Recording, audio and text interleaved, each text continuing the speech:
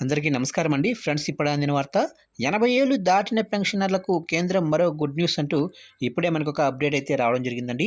అయితే ఇందుకు సంబంధించిన పూర్తి వివరాలు అయితే మన వీడియోలో తెలుసుకుందామండి. అంటే 80 ఏళ్ళు దాటిన పెన్షనర్లకు కేంద్ర ప్రభుత్వం ఏం చెప్పింది, ఆ గుడ్ న్యూస్ ఏంటి అనేది మన వీడియోలో క్లారిటీగా తెలుసుకుందామండి. వీడియో మాత్రం ఎక్కడ స్కిప్ చేయకుండా చూడండి ఫ్రెండ్స్, అప్పుడే మనకి పూర్తి సమాచారం అయితే తెలుస్తుంది. ఇక ముఖ్యంగా వీడియో నచ్చినట్లయితే లైక్ చేయండి ఫ్రెండ్స్. లైక్ చేయడం వల్ల మనకు తెలిసిన ఇన్ఫర్మేషన్ మరికొంతమందికి అయితే తెలిసే అవకాశం ఉంటుంది. ఇక లేట్ చేయకుండా వివరాలు వెళ్ళిపోదాము. ఇక రిటైర్డ్ ప్రభుత్వ ఉద్యోగులకు శుభవార్త. పెన్షనర్ల సీనియారిటీ అంటే వయస్సు ఆధారంగా అదనపు పెన్షన్ లభించనుంది. ఇక రిటైర్ అయిన ప్రభుత్వ ఉద్యోగుల్లో 80 ఏళ్ళు వచ్చిన వారికి ఇకపై అదనపు పెన్షన్ లభిస్తుంది. దీనికి సంబంధించిన మార్గదర్శకాలు కూడా విడుదలయ్యాయి. ఇక కేంద్ర ప్రభుత్వం 80 ఏళ్ళు దాటిన పెన్షనర్లకు గుడ్ న్యూస్ అయితే అందిస్తుంది.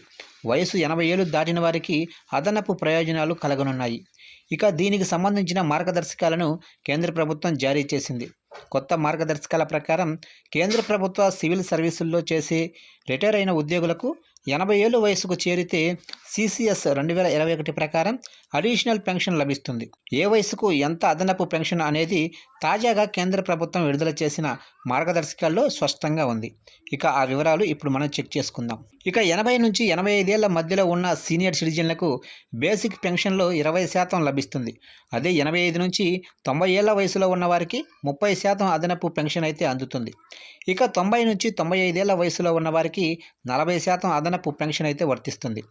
ఇక 90 నుంచి 100 ఏళ్ల మధ్యలో ఉన్న వారికి 50% అదనపు పెన్షన్ అయితే లభిస్తుంది.